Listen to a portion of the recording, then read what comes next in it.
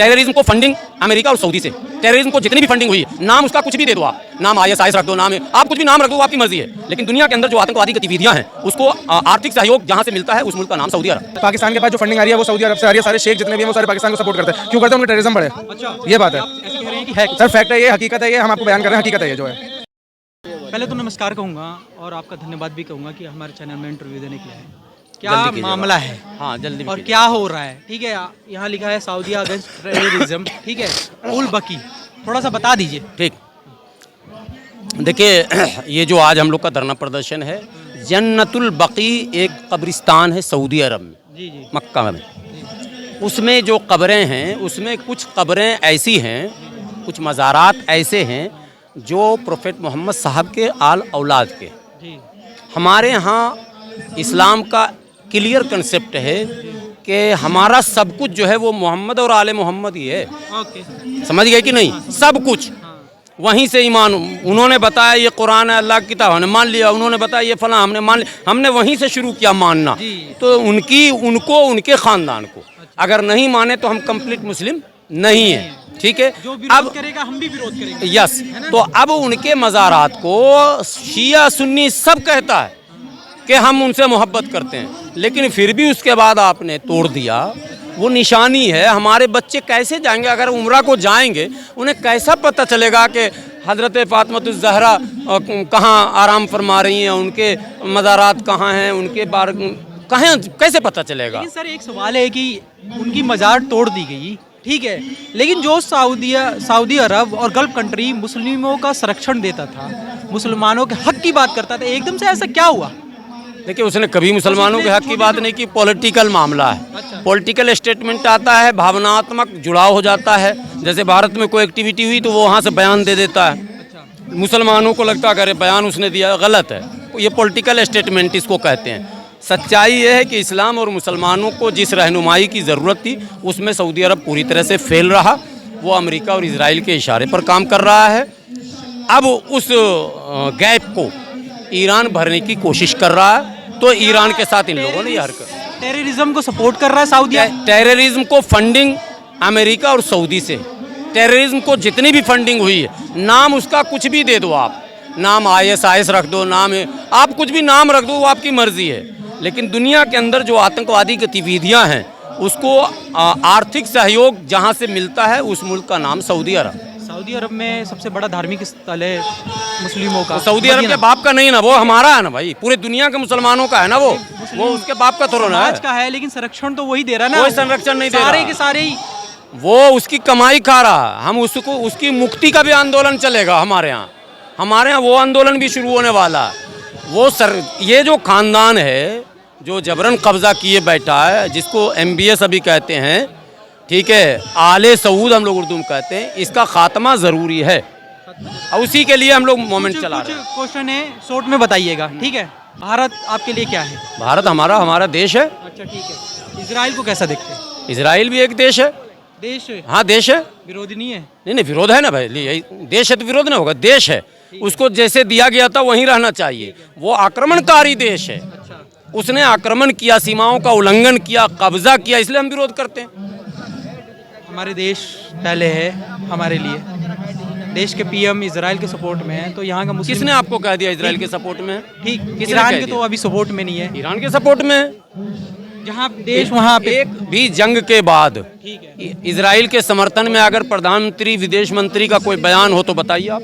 एक सवाल मेरे को किसी ने कहा कि मुस्लिम से पूछना कि जो मुसलमान पाकिस्तान के हमले पे भारत में प्रदर्शन नहीं करता, पाकिस्तान जब भारत पे हमला करता है, उरी पाकिस्तान हो गया, का पहलगाम हो गया, हाँ। तब मुस्लिम प्रदर्शन नहीं करता, एकदम से खमनेई की मौत पे क्यों आ जाता है रोड उस पे? बंदे से पूछना हाँ, कि तुम अगर कुएं के अंदर डूबे हुए कुएं के मेढक हो तो हम कुछ नहीं कर सकते। इसी जंतर मंतर पर जी जी जी, पहलगाम हमले के खिलाफ मैं खुद धरने पर हूँ, आज मैं ही हूँ ना, और वीडियो आपको चाहिए तो वो दिखा देता हूँ। बड़ी इससे भी तीन गुनी भीड़ थी पहलगाम हमले के खिलाफ। सिर्फ पहलगाम नहीं, सारे रिकॉर्ड अभी कैमरे पे दिखा दूंगा।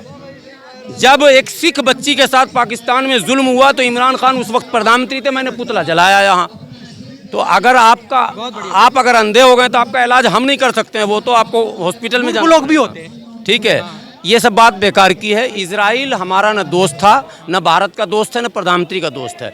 एक सिस्टम ऐसा है जो डिप्लोमेसी होती है ना फॉरेन, उसमें समय समय पर कुछ खेल खेला जाता है। चूँकि हमारा दुश्मन चीन और पाकिस्तान है पहले नंबर पर, तो हमको मजबूरी में एक ऐसा भी दोस्त चाहिए जिसके टेक्नोलॉजी की ज़रूरत हमको पड़ सकती है।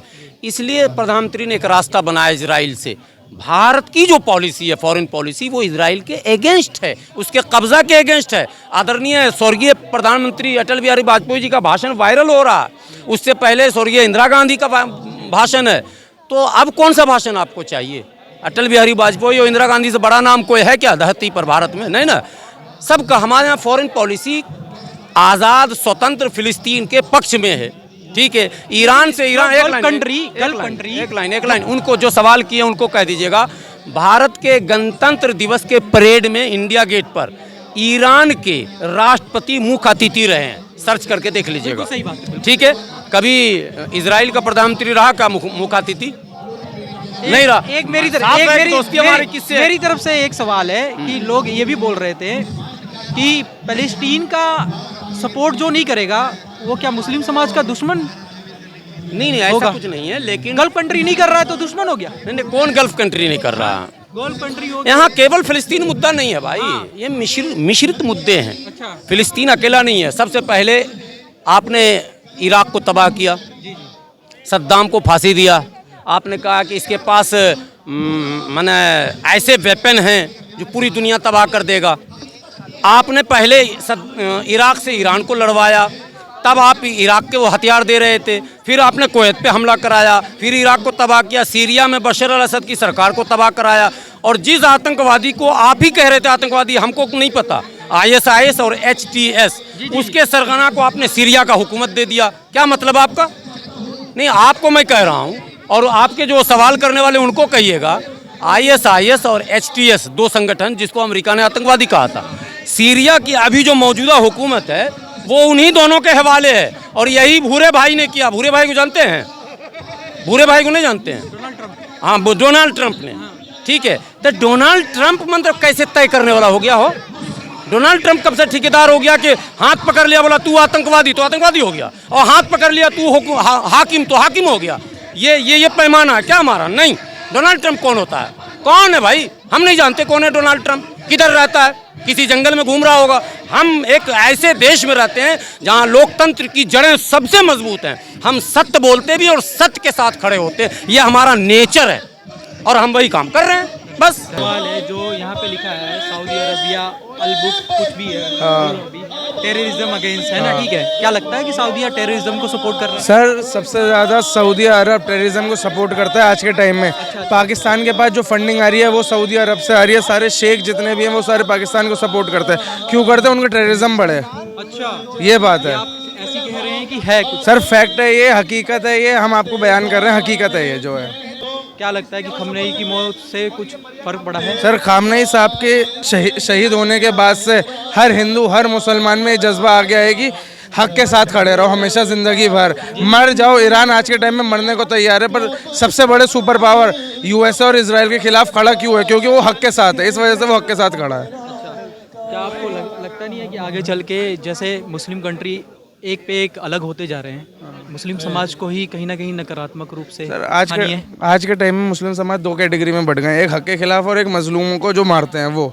एक मजलूमों को साथ दे रहे हैं, जो मजलूमों को मार रहे हैं। दो कैटेगरी में बढ़ गए हैं। को जो मार रहा है उसमें कंट्री कौन? और जो जितनी गल्फ कंट्रीज आ रही हैं वो सारी मजलूमों को मारने वाली में आ रही हैं। गल्फ कंट्री को सारा गल्फ कंट्री सारी अगर वो मजलूम के साथ ना होती, मजलूम के साथ होती तो वो फिलिस्तीन के साथ होती। फिलिस्तीन में आज के टाइम में एक भी शिया बंदा नहीं है, एक भी शिया मस्जिद नहीं है, पर खामनेई साहब ने as a Muslim as a हक के साथ देने वाले का साथ दिया। क्यों दिया? क्योंकि वो इमाम हुसैन के मानने वाले हैं। इमाम हुसैन ने 1400 साल पहले हक का साथ दिया था और आज खामनेई साहब हक का साथ दे रहे हैं। गल्फ कंट्री मतलब पूरा मुस्लिम समाज वहीं पे बसा है, गल्फ कंट्री पे। इंडिया के मैक्सिमम लोग भी बसे हुए हैं। मैंने आपको क्या बात बताई? दो कैटेगरीज में बैठ गया, एक मजलूमों को साथ देने में, एक मजलूमों को मारने में।